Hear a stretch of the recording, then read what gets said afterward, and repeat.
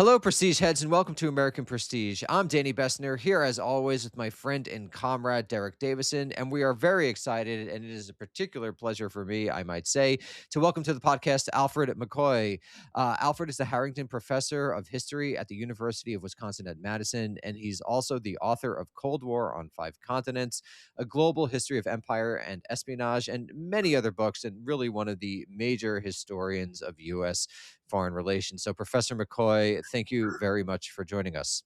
Danny, thank you for having me, and Donnie as well. uh, Derek as well. I'm sorry. I apologize. I wish we were Derek, Danny, and Donnie. That would be Danny and a hell Donnie, of that a would be team. yeah, Why, that why Like am the I Osmonds. That would be ideal. So, just the first question that I want to ask is, how'd you come to write this book? Obviously, it's synoptic history, a summation of a lifetime of work to some degree.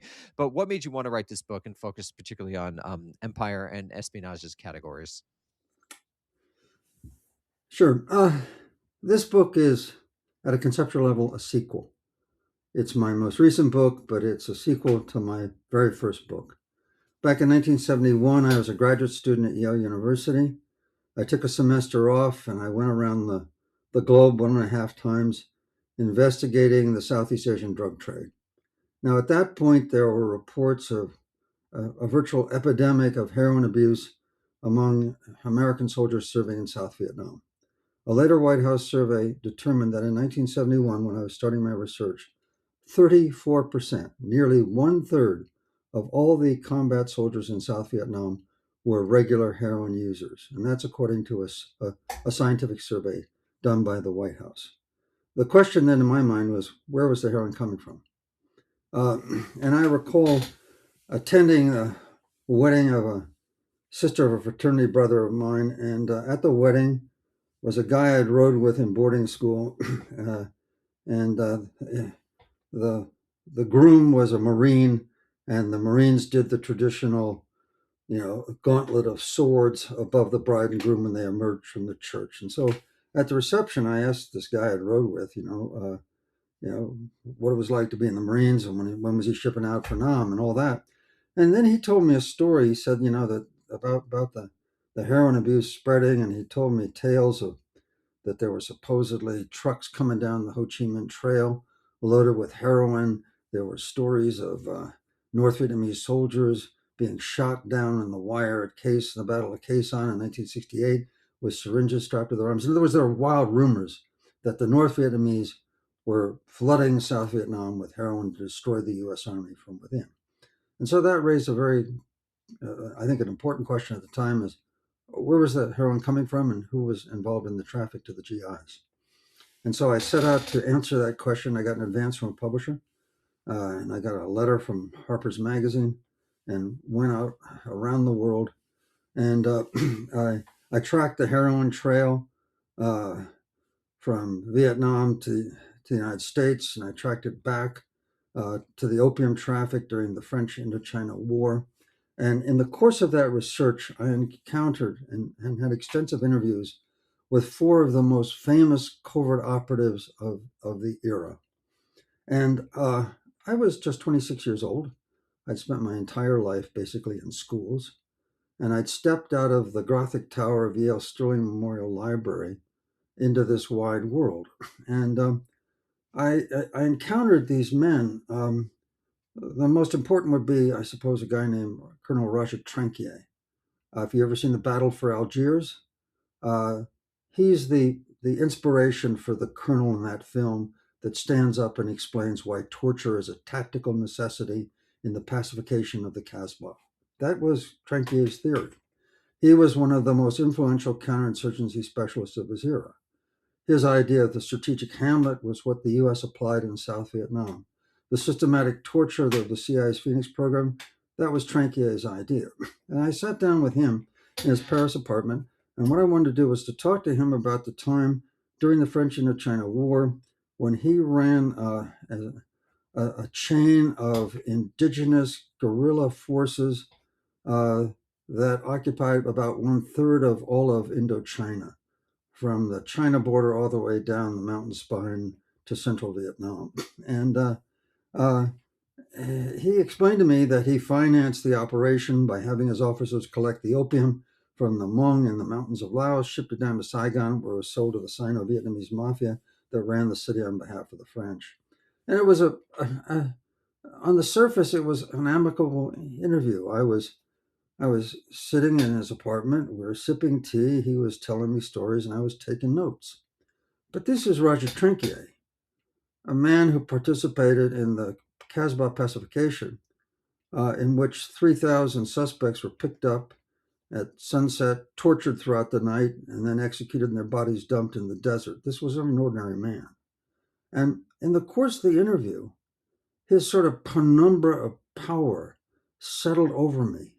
It was kind of like his fingers went up my nose and started squeezing the lobes of my brain. I am I emerged from that interview utterly, utterly exhausted.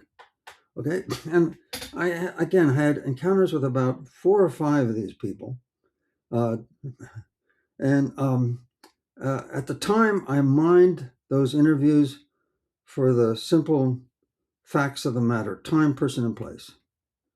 And then about 50 years later, that myriad of experiences at the age of 26, circling the globe 1.5 times.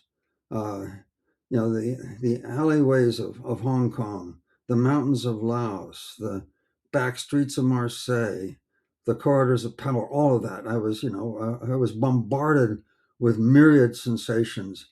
And somehow, about 5 or 6 years ago, my memory started processing this stuff. And I decided to first of all teach a course on the Cold War and then turn that course into a book. And as I did the writing and I had my documents on my screen scattered about my desk, these men started kind of arising, the memory of them from the pages scattered on my desk, sort of asserting themselves and inserting themselves into my narrative. And I began to, it was all these memories came back. It was a stunning kaleidoscope of memory. And out of it, I realized that these men that I'd written about with the simple verities of time, person, and place, that there was a missing fourth dimension that it had taken me, well, the passage of time and the end of the Cold War to understand. It was the dimension of themselves as significant historical actors. And what I came to realize as I sat down and reviewed the narrative of the successive crises of the Cold War that I put in that book, Cold War on Five Continents, was that these men were not simply sort of participants in history, that they were empowered historical actors. They were what the British Empire called the man on the spot, uh, who not only participated in history, but actually made the history happen.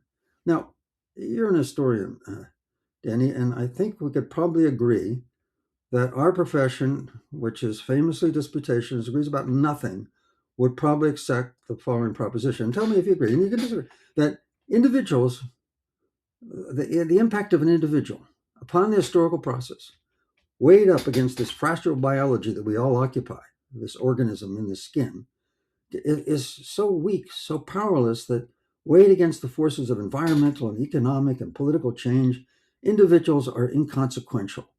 All the Yeah, I would say that's true. Yeah, yeah. Definitely a focus on structure for sure. Yeah, for the last several decades at least.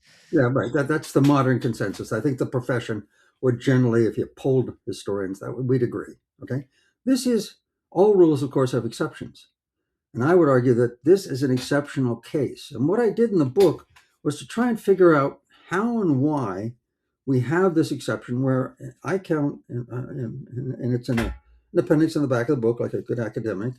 I have a table, and I found 30 of these characters in the era of the 44 years of the Cold War.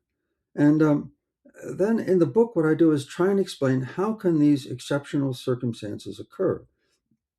And I pulled two things together, which are often mentioned in conjuncture, but rarely analyzed. One is the global Cold War, and then the global process of decolonization. Uh, and these are two monumental events. And actually, in the in the course of world history, one could argue that decolonization was a more fundamental change than the Cold War. but they coincided. The Cold War is 1947 to 1991. Decolonization, which most people thought was, or think most historians write about as if it sort of, starts right after World War II and ends in the 1970s. No, that's wrong. That it overlaps exactly with the Cold War. It starts with the U.S. liberation of the Philippines in 1946, and it ends with the end of white majority rule and the end of apartheid in South Africa in 1994. So the two events, Cold War and decolonization, occur precisely. And what it does is that when the UN Charter was signed in 1945 in San Francisco, there were 50 sovereign nations, right? Today, there's 192 sovereign states in the United Nations, or maybe 180, something like that. Anyway, so during the Cold War, about 110 empires gave way to 100 new nations. And with many of these new nations, they emerged. They became the object of contention between these two great powers, the Soviet Union and the United States. And they both sent aid and sometimes weapons and covert operatives if there was an anti-colonial war raging. And these crises were fundamental disruptions in the geopolitics that underlie and drive the forces of history. And in these moments of contestation and eruption, there would often be a kind of a void in the world order as the larger forces that usually impinge upon countries' history were in abeyance in this moment of historical transition. And when the CIA sent its individual covert operatives to these areas, empowered as they were and backed by the might and the millions that they could mobilize, they were capable of consequential historical change. They could make history happen. They could leave their fingerprints on the crime scenes of world history. And so So, it was that exploration and that process of discovery that drove me to write the book and to reconceptualize the Cold War.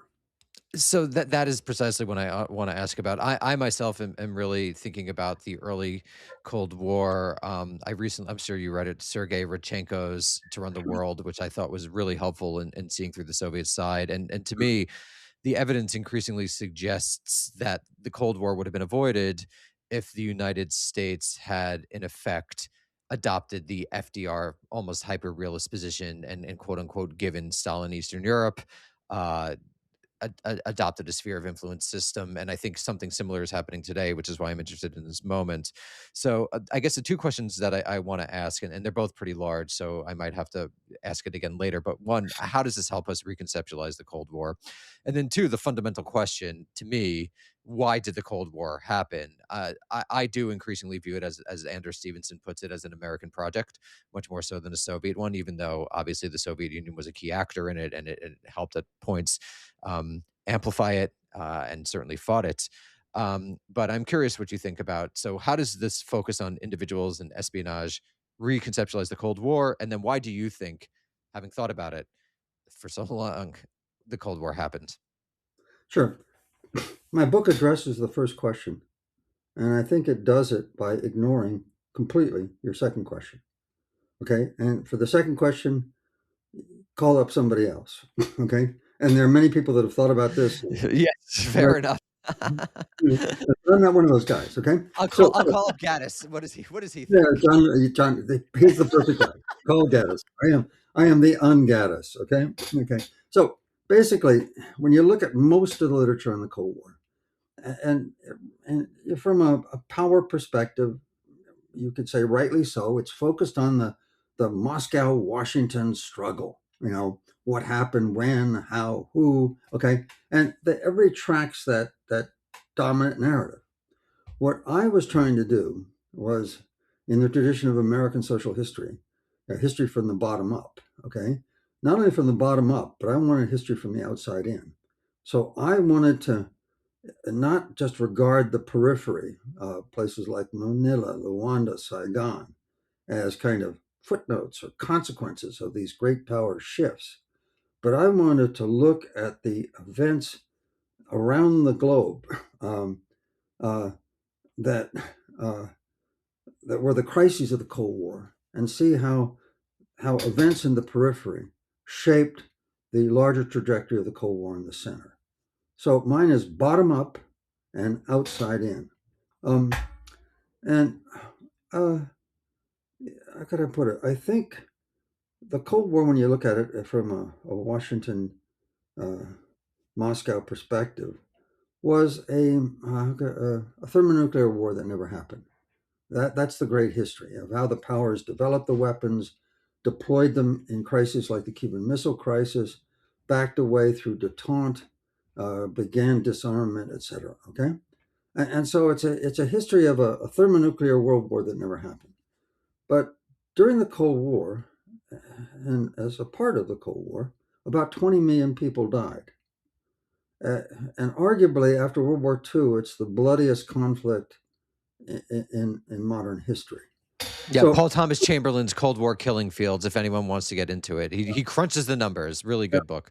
that 20 million is his book, and that's his contribution, right? And so what I wanted to do was to chart those conflicts that don't account for every one of those numbers. Obviously, there are many conflicts, but go to the major conflicts and explain how that happened.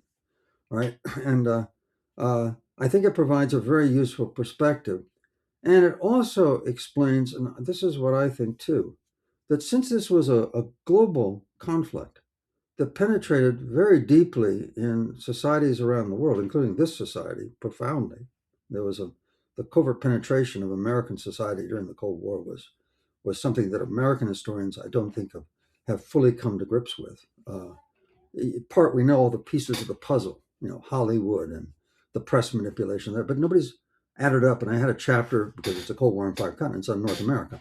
But anyway, that that when you look at these at the impact that this superpower conflict had as it ramified around the globe and penetrated deep inside countless societies, what I would argue is it's in the periphery where we can see the way the Cold War past impinges most clearly on the present, because these battles in the periphery were fought with extraordinarily ruthlessness that turned many of the battlegrounds into killing fields that became post Cold War wastelands, bearing the trauma of the past and carrying it forward into the present.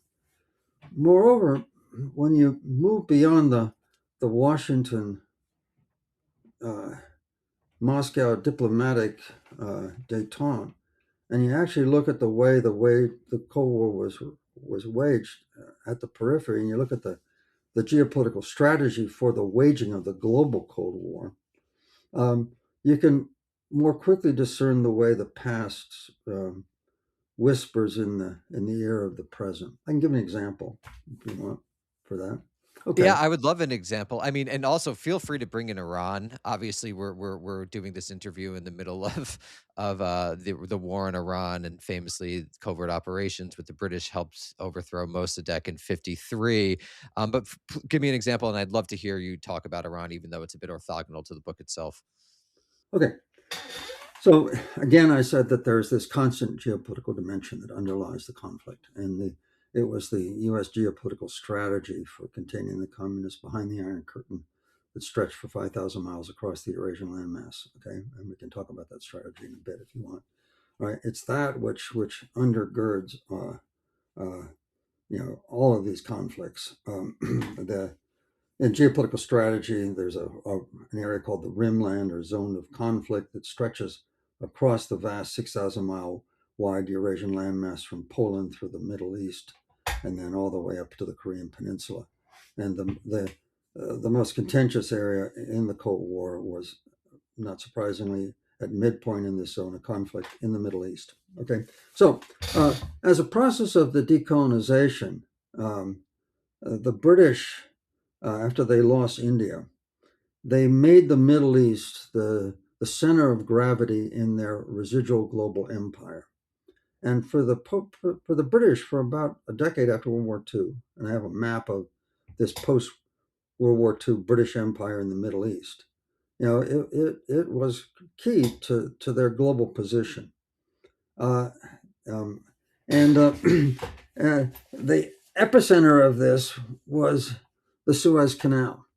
And in July of 1956, uh, Gamal Nasser, the leader of Egypt,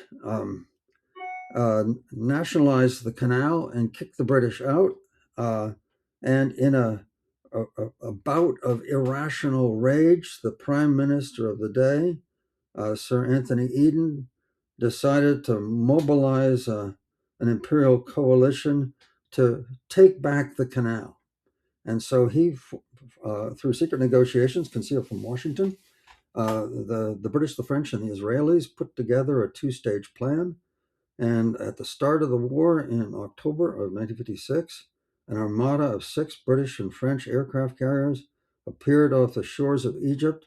And in the first week of war, those aircraft smashed the Egyptian Air Force. They shot down over 100 Egyptian jets, including their recent MiG fighters. And in the sands of the Sinai Peninsula, the Israeli Defense Force, led by the dashing Moshe Dayan, smashed the armada of Soviet tanks that the Soviets had provided the Egyptians. And within a week of war, Egypt was utterly helpless. It was at the feet and at the mercy of this imperial juggernaut. Nasser was done. That regime was going to topple. But Nasser understood the geopolitics that the British had seemingly forgotten. And so he got a couple of dozen rusting hulks and filled them with rocks and scuttled them, sank them at the north end of the Suez Canal, and cut the European lifeline from the Persian Gulf to the European continent. And in this geopolitical masterstroke, he forced the British to retreat and defeat from Suez. And by the time the British pulled out, the British pound sterling was at the brink of collapse. The first IMF bailout for a currency was not the Mexican peso, it was the British pound, which had until recently been the world's global reserve currency. Uh, the awe of British power, which still existed, had evaporated, and the British Empire was on the road to extinction. And let's look at it today. Again, another world leader, full of fantasies of awe and power. Donald Trump convenes a massive armada like the world has never seen off the shores of Iran and the Arabian Sea. And as the world trembles before America's terrible swift sword of airstrikes, by God, he kills the leader Khomeini. He knocks out you've seen the videos, okay? And Iran is humbled at his feet, and he wants an unconditional surrender, and he's going to pick the new leader of Iran, right? So what does Iran do? There's another geopolitical choke point in the Middle East, and that's the Straits of Hormuz. And the Iranians fire off a couple of thousand, a tiny percentage of their Shahed drones. They're kind of the lawnmower of the world's aerial armada, and fires them off and knocks out 5 ships in the Straits. Or it didn't knock them out. It hits 5 ships in the Straits of Hormuz. Hits the big natural gas refineries in Qatar, and closes the Straits of Hormuz. And the world economy is already in week 2 of the war, is already trembling. Natural gas prices in Asia have gone up by 91%. The price of a barrel of oil has already hit $120 in the spot market and is heading for $150. U.S. gas prices are heading for $4. I mean, let's look at what he's messing with. Okay, I think it's possible to say that probably in no place on the planet, other than arguably Silicon Valley in California, is there so much capital invested. The Persian Gulf has 50% of the world's oil reserves.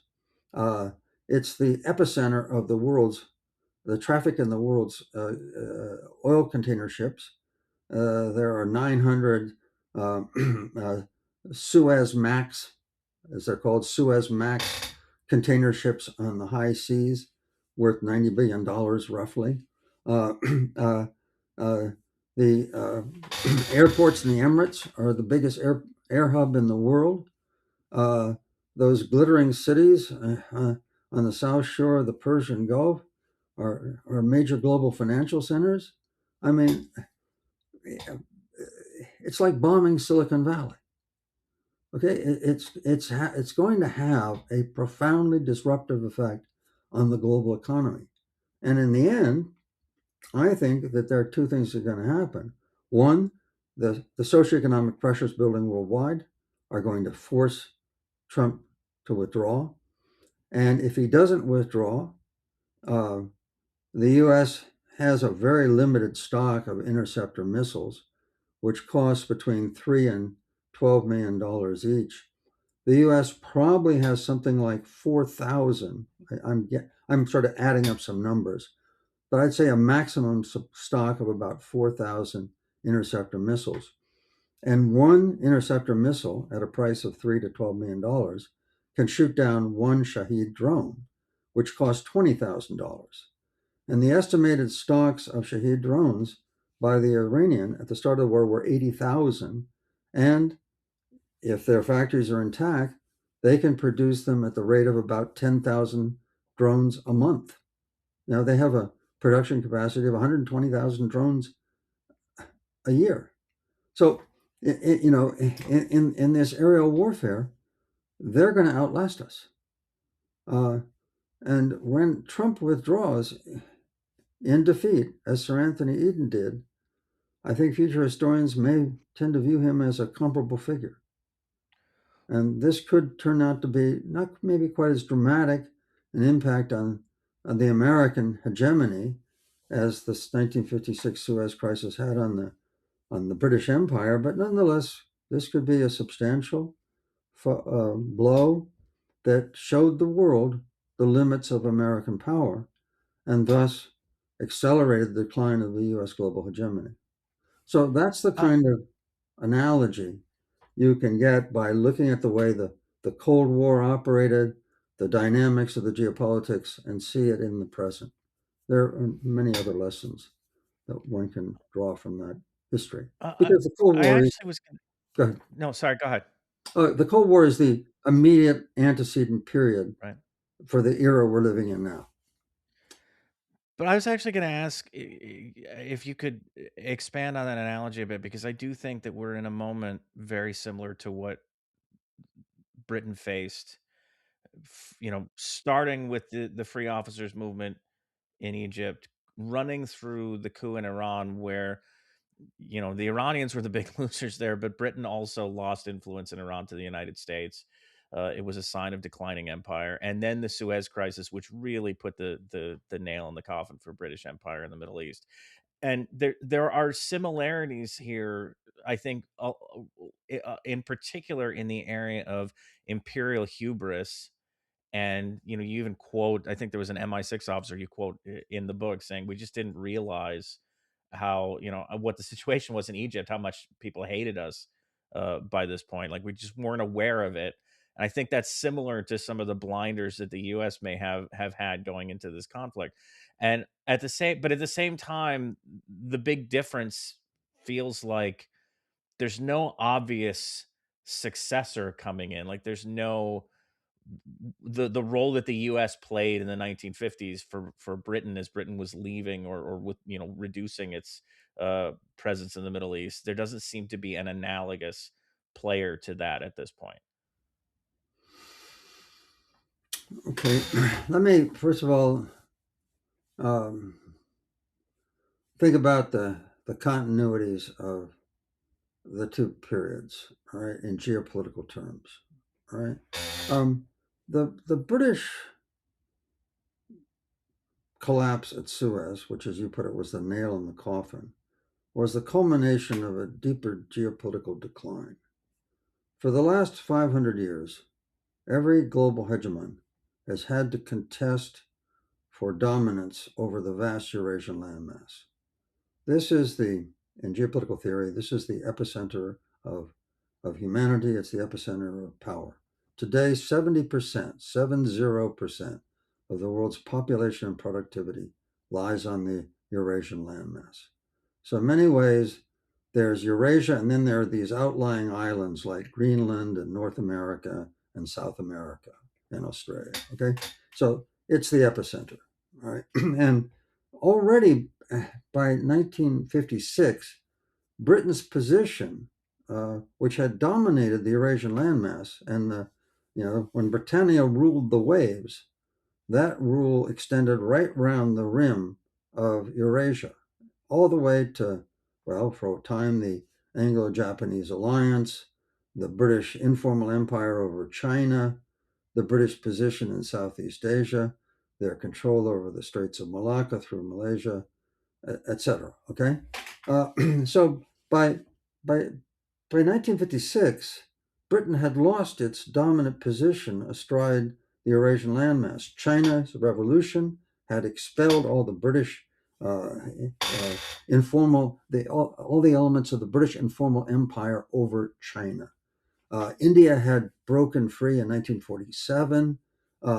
So, Malaya, or later Malaysia, was heading for independence in 1957. So, it was over. East of Suez, Britain had lost its position in half of over the Eurasian landmass. So its empire was functionally over, and geopolitically, the idea that they could have this compact empire in the Middle East as a substitute in isolation from the larger geopolitical currents, the larger need to dominate Eurasia, that was an illusion. And the Americans were doing two things at this point in the Cold War. They were allying with the British to build NATO in Europe, and they were also, through covert operations, pushing the British out of the Middle East. So the CIA, encouraged the Free Officers' coup that overthrew King Farouk and transformed Egypt from a British client state, an informal empire, into a fully independent nation. The U.S. was, playing a very skillful double game with the British to get them out of the Middle East. All right. Now, what's the analogy with the present? Okay. The analogy with the present is that if you read the national security strategy that the Trump administration issued in November of last year, he states very explicitly that we're going to pull our forces out of the world and we're going to concentrate them in the Western Hemisphere. You can see that all of Trump's seemingly erratic initial bits of foreign policy make sense in light of this geostrategic decision. The attempt to reclaim the Panama Canal, to make Canada the 51st state, and most importantly of all, to claim Greenland as sovereign American territory. That has ruptured the NATO alliance and has probably, if the trend continues, has functionally eviscerated that alliance. Okay, so what this means is that the geopolitical position the United States maintained in dominating the Eurasian landmass that we've done for the last 80 years is effectively being brought to an end by the Trump administration. So at the time that Trump intervened in Iran, the US position in Eurasia was very comparable to the British position in Eurasia back in 1956. We're no longer the dominant geopolitical force across the Eurasian landmass. The NATO alliance has weakened. We've weakened our bilateral alliances that stretched down the Pacific littoral back in the 1950s when we first erected this geopolitical strategy. They included Japan, South Korea, Taiwan, the Philippines, and Australia. Then we had the Southeast Asia Treaty Organization, the Middle East Treaty Organization, and NATO. We had that whole continent ringed with mutual defense pacts that gave us, by the mid-1950s, 500 overseas bases, which were filled with jets that could back forces of B-52 bombers that could strike anywhere on the Eurasian landmass. All right, and Trump has effectively eviscerated that geopolitical position on the Eurasian landmass, and then he's now intervening, boom, in the middle of it, right in the middle of the rimland of the Eurasian landmass, thinking that he has the residual power to affect change, just as the British had the illusion that they could affect change in Egypt in 1956 when they were similarly weakened. So the geopolitical analogy, I think, is very similar. So. I actually want to clarify for people because I love this stuff. I love this Nicholas Spikeman, Halford McKinder geopolitics, but it's really the theoretical underpinning of your argument, and it's something that I do agree with. But could you explain what precisely geopolitics is and how it's relating geography to power? Because that is essentially the argument is one of which I agree, but one people might not be familiar with the literal geography element of geopolitics. We use it, colloquially to refer to international relations, but it actually has a theoretical substrate. Sure. uh, there are many theorists that were writing at the turn of the 20th century, but the most influential is Sir Halford Mackinder. And he published an article in 1904 that, in many ways, is the foundation, the conceptual foundation for the modern study of geopolitics. And in that, he has a map. Um, and what he argued was that there are not three separate continents called Europe, Asia, and Africa, but they are, from a geographical position, a unitary landmass that he called the world island. And then he further hypothesized that in the center of that landmass, basically in this, from Siberia to Ukraine, there is something he called the heartland, okay, which or he called it the pivot region, all right, and then there was this rimland stretching around the heartland. The rimland went from Poland, as I said earlier, to the Middle East, all the way to the Korean Peninsula, and this, he said, was the geopolitical structure of global power. And in 1919, in a book, Sir Halford Mackinder summed it up in a maxim that basically, to simplify it, said, "He who rules uh, the heartland rules the world island, and he who rules the world island rules the world." Nicholas Spikeman, writing about 40 years later, when he was a professor at Yale University, um, modified Mackinder's theory to emphasize the rimland, that arc that I just described, as a kind of zone of conflict where most of the contestation on the Eurasian landmass took place. And he simplified and revised Mackinder's axiom to read, "He who controls the rimland controls Eurasia, and he who controls Eurasia controls the destiny of the world." Right? So that's the theory. And, it doesn't operationalize very well. Figuring out the linkage between this grand geopolitical vision and how it impinges upon individual events is tricky.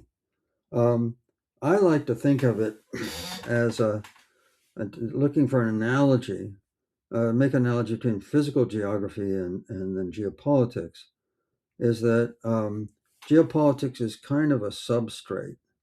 And just as we, the, the continents floating above the substrate of the earth is manifest whenever there's a sort of volcanic eruption, right?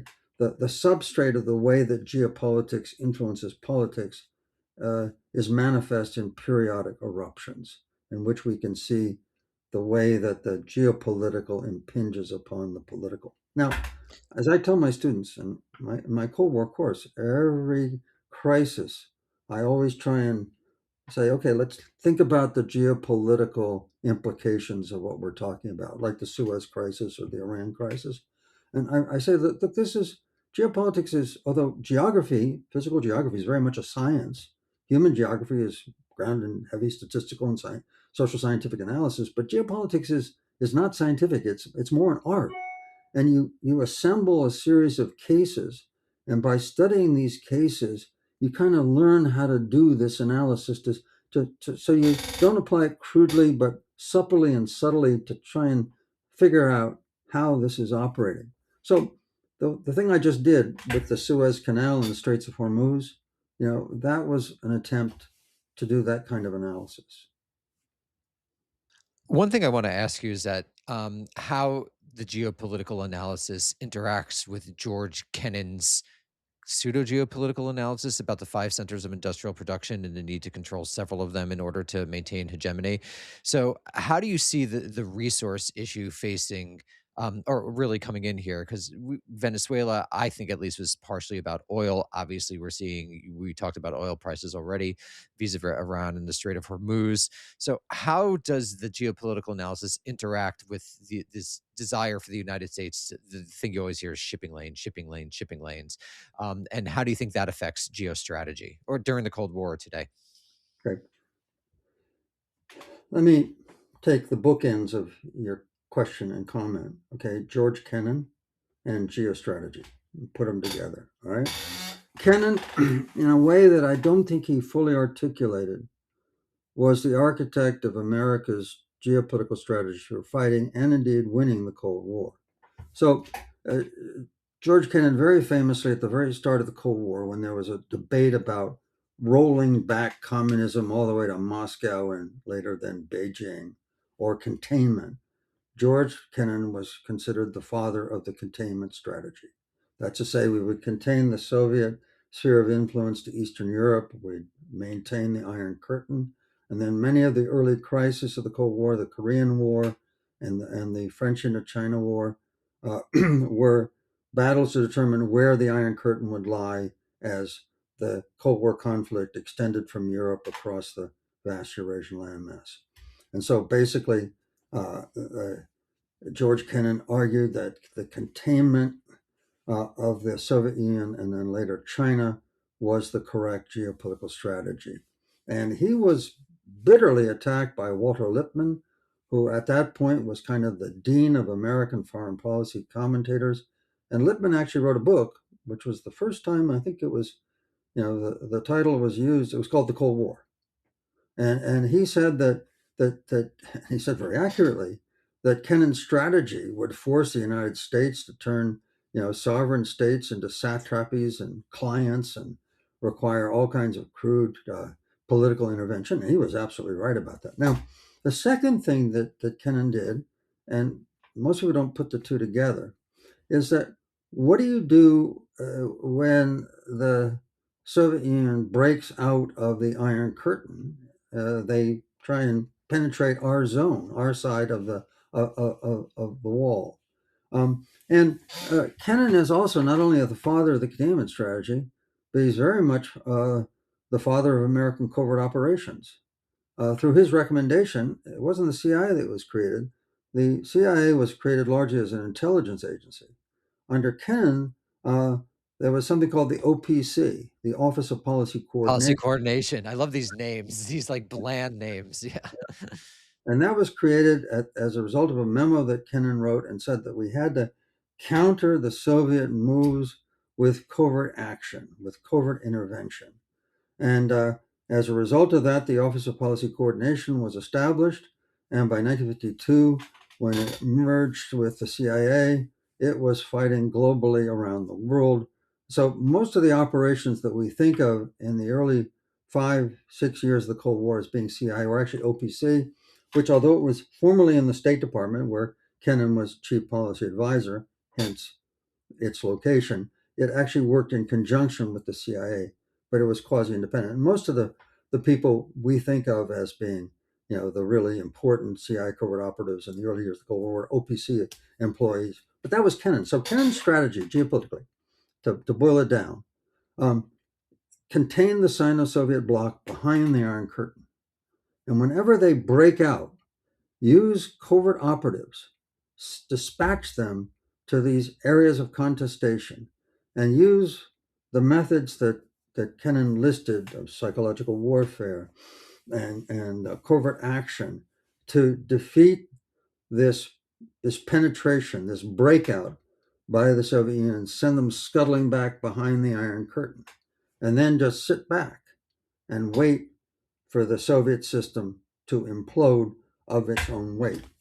And you can see the wisdom and the skill at a realpolitik level of Kennan's model. Let's say 1979, the Soviets sent 100,000 troops to occupy Afghanistan.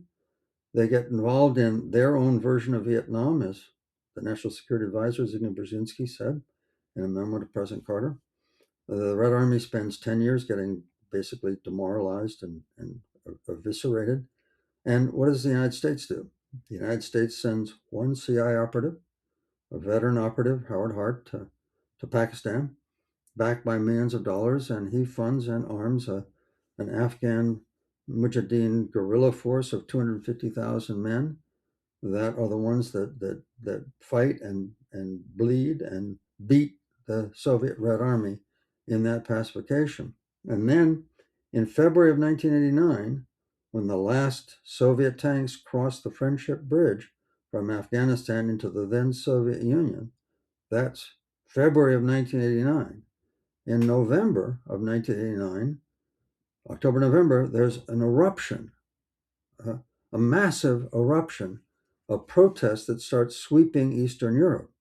Now, when that happened before, in Budapest, Hungary, 1956, in Prague, Czechoslovakia, 1968, the Red Army's tanks rolled by the thousands and occupied Budapest and Prague.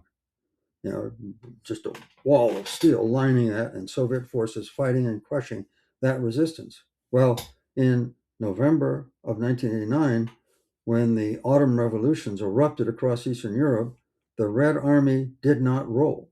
They were eviscerated. They were defeated and demoralized. And when Gorbachev sent a few tanks into the Baltic states, a massive protest of 100,000 people erupted. And, that's the other feature of the book, if you forgive me, Denny, for sort of segueing here, okay? To go back to your first question about, the difference between my approach and the approach of others, okay? I've been talking about the man on the spot and covert operatives. My wife accuses me of turning them into heroes. And I said, no, look, I'm not judging. I'm just trying to explain how history happened.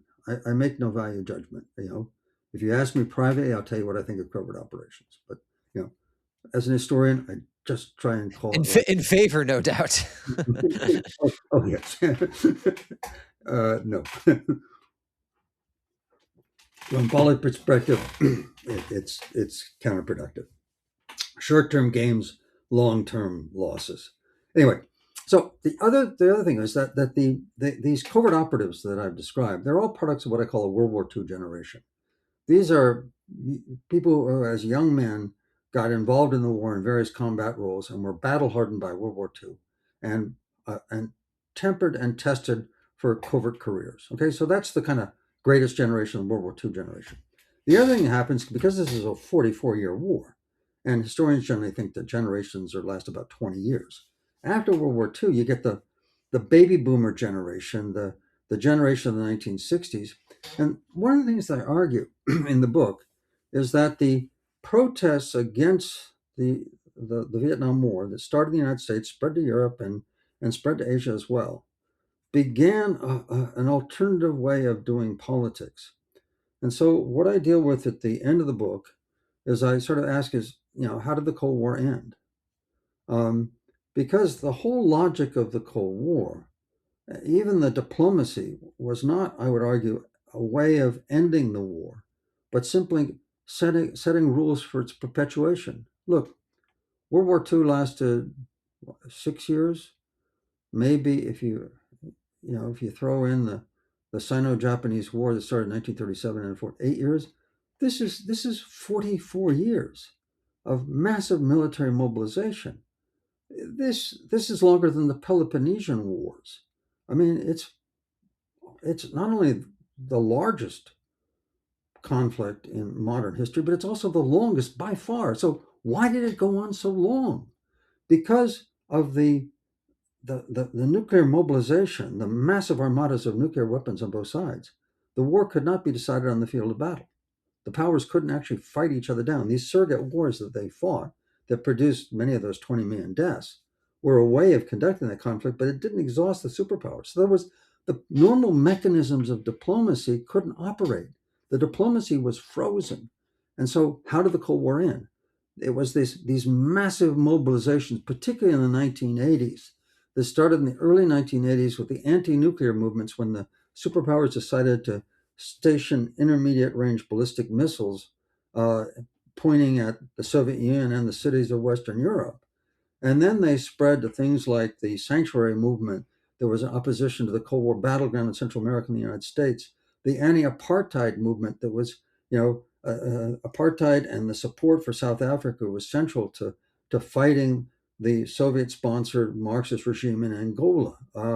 And then there was this massive eruption of protests right around the rim of Eurasia that started with the People Power Uprising in Manila in 1986, which was broadcast worldwide by CNN, which was just beginning its broadcast. And those tapes were then picked up by national broadcasters worldwide. And what the Filipinos discovered in their collective genius was, up to that point, the only way to overthrow a government was to do what the New People's Army in the Philippines was doing and is still trying to do in the longest running communist insurgency anywhere in the world, is you go into the jungles, you arm yourselves, and then you fight your way into the capital and overthrow the government. The Sandinistas did it in Nicaragua. The Filipinos had a new way of doing it. You simply have a peaceful demonstration of hundreds of thousands, or in the case of the Philippines, 2 million people in the nation's capital, and that collapses the government. And so that demonstration spread to South Korea, Tiananmen Square in China, Myanmar, Burma, and then down the length of Eastern Europe and to Moscow itself. And by the time it was over, states had been shaken and fallen, and the Cold War was over. And so the Cold War didn't end through the genius of George W. Bush Sr. or the brilliance of Gorbachev. It ended through the action of tens of millions, literally tens of millions of protesters and demonstrators worldwide. And that's something that other histories of the Cold War do not say. I think historians are, diplomatic historians are, you know, they're kind of like the diplomats they study, ties and suits and the corridors. They prefer imagining strutting down the corridors of power, the unruly, unwashed masses in the streets. They don't quite know how to document. They don't have archives. Uh, they don't have papers. They don't tell tidy tales. But you know, are we to say that tens of millions of peoples in the streets of the cities around the world that shook the global order to its foundation, that is not consequence? I say that that's consequential. And that's the other feature of the book, is to argue that it's this second generation of activists that plays a critical role in the ending of the Cold War. So the book ends with the emergence of the new Cold War, as we like to sometimes tongue in cheek say on this show. But I mean, it's a real thing. We've already started to see, and I think the Iran war is playing out in that backdrop. But we've already seen, the U.S. Uh, losing ground in Eurasia to China, losing ground in this the marginal crescent, and I'm just curious, as you watch the way that this is unfolding, and try to look back and analogize to the original Cold War. What do you make of the direction we've taken so far, and how does Donald Trump fit into that picture? Okay, I think there are uh, two factors from the old Cold War from 1947 to 1991 that influence our ongoing current new Cold War.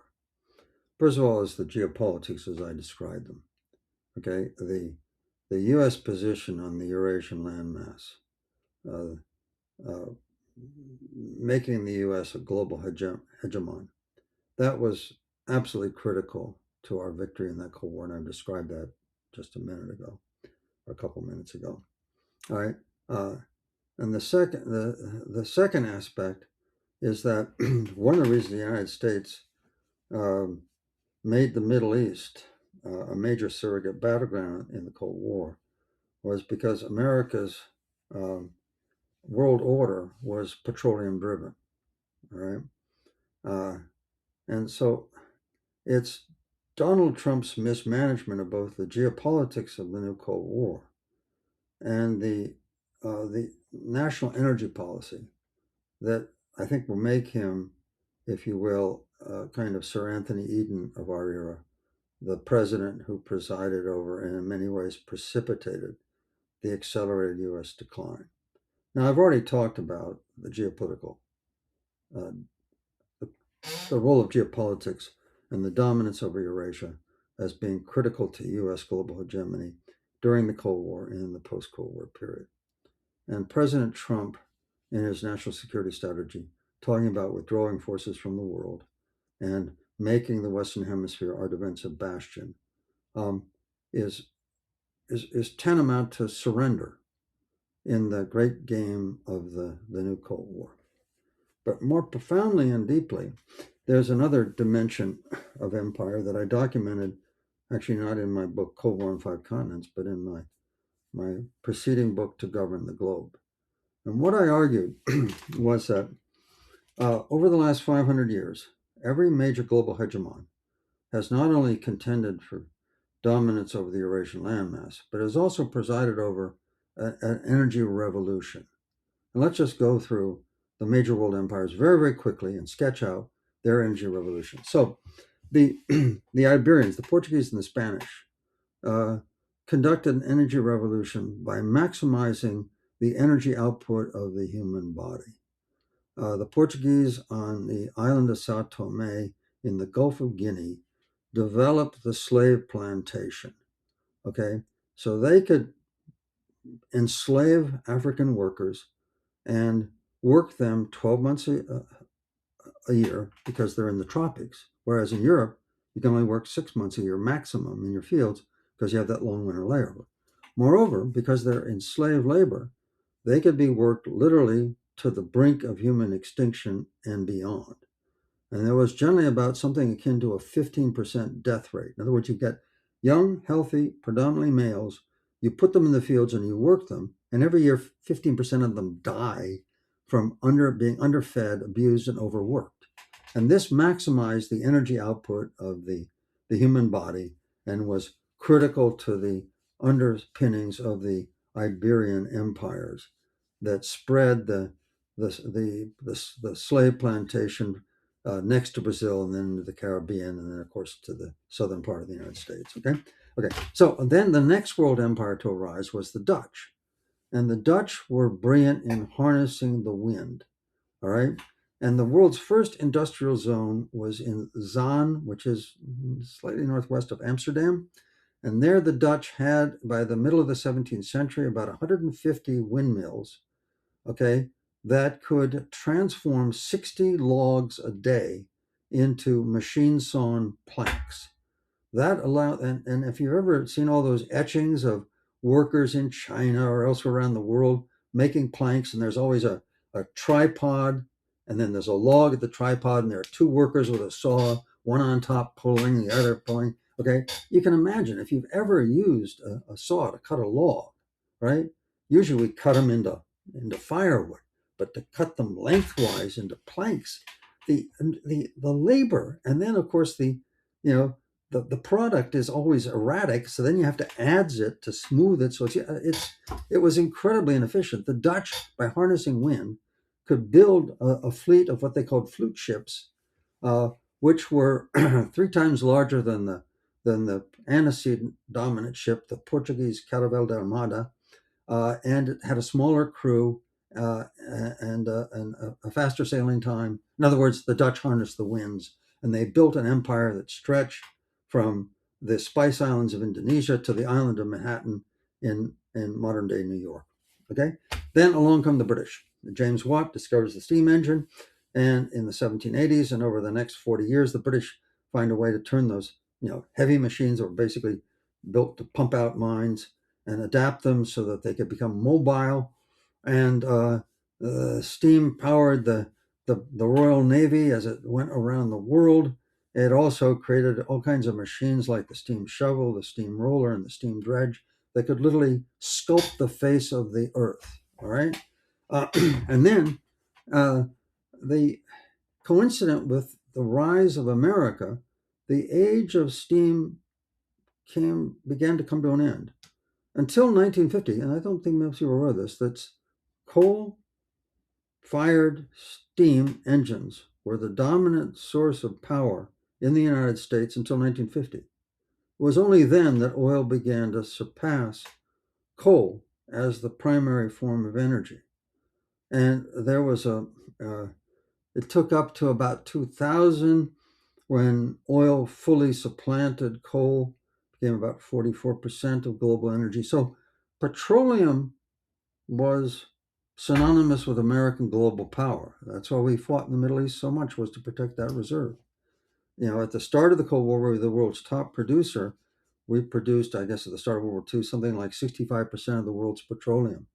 Today, we have about 4% of the world's production. Okay, and so the Middle East was the key to expanding that and making petroleum the global source of power. Okay, well, now that's coming to an end. Right now, after maybe 20 years of serious engineering and innovation, solar power is already 41% cheaper than the lowest cost fossil fuel. Wind power is over 50% cheaper than the lowest cost fossil fuel. Moreover, China, just as Britain took the steam engine, and then the real revolution came when they made smaller mobile engines and put them on machines like steam shovels and ships and then railroads. All right, the Chinese are doing the same with green energy. They've technologically solved all the problems of the electrical vehicle.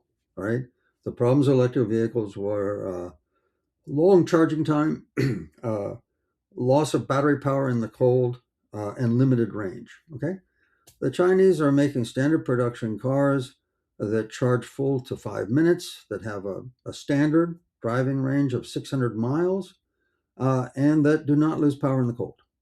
And the internal combustion engine has maximized its technological potential. There's not much more we're going to do with the internal combustion engine, all right?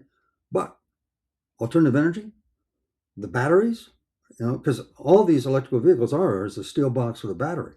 And there are engineers around the world in countless societies working on innovations in battery technology. And so batteries are going to become much cheaper, much less environmental damaging, much easier to recycle, and much less expensive, right? Already, BYD, the biggest electric vehicle automaker in the world, can market a self-driving car with a 300-mile range on a single charge for about $8,000. And, I think if you go and look in the market and you try and buy a 2010 Honda Civic with 150,000 miles on the clock, you can't get one for $7,000 or $8,000 today. I mean, it's just, and China already has 70% of the world's electrical vehicle production. They have huge robotic factories. The Xiaomi factory turns out one car every 70 seconds, untouched by a human hand. And they're building these massive robotic factories, not just in China itself. They're building them in Indonesia, Thailand, Turkey, South Africa, Brazil, Europe. Okay. Okay. And so, what is Trump's response to this? The Biden administration, through the Inflation Reduction Act, gave us a $1 trillion investment in giving us a fighting chance of competing in alternative energy. And Trump has used the extraordinary power, the real power of the American presidency, to basically destroy, to suffocate America's infant energy revolution in its cradle. He's crushed it. Everything he can do, he's absolutely crushed it. Wind farms that were going to come online, he's stopping them. There are court battles ongoing. The Pentagon has been ordered to procure power from coal-fired producers. Federal lands are being opened for oil exploration. I mean, and then Detroit, which was moving in the direction of electrical vehicles, is abandoning them. The Ford Lightning, which wasn't a great truck anyway, but its production is is being stopped. And GM and Ford are taking write-offs as they ratchet back uh, their electrical vehicle production. And what does this mean for Detroit? Well, within 5 years, when the rest of the world goes to electrical vehicles, which they're doing with incredible speed, right? Detroit is going to lose its international market. And let's say even Ford, the bulk of its dealerships are overseas. They're not in the United States. And when they lose their international market, these companies are going to go bust. Moreover, electrical vehicles are already coming into North America. Mexico's allowed them in. Canada's signed an entente with China that's going to allow 50,000 Chinese electrical vehicles into Canada. They're going to start leaching across the border because they're so damn cheap and so damn good. And within 5 years, we're looking at a dead Detroit uh, and a whole industrial complex that's missed out on the green energy revolution. And that is going to render much of the American economy, anything that we have left in manufacturing, non-competitive even in our domestic market. And so the combination of the geopolitical retreat from Eurasia and the missing, the calculated, determined missing of a new industrial revolution and green energy, okay, is going to sink America's ship, and it's tragic. It's absolutely tragic. It's I don't know. Am I supposed to say this is not happening? We're supposed to think that this is wisdom. Oh, he's lightning strike, capture Nicolas Maduro and get the Venezuelan oil industry, right? The biggest reserve of oil with 17% of global reserves anywhere in the world. And then you add that up with America's 4% and Canada's 9%. And by gosh and golly, America's got 32% of the world's petroleum reserves. We're set for the 21st century. It's nonsense. It's like talking about having 32% of the world's salt water. Okay. Okay. It's going to be it's going to be another fluid in the ground of no value within about 15 years. Well, Professor, that was a tour de force. This whole episode was a tour de force. Thank you so much for joining us. We'd love to have you back whenever you would be willing to grace us with your presence. Everyone, check out Professor McCoy's many works, but most recently, Cold War on Five Continents. We really appreciate you coming on the show. Thank you, guys.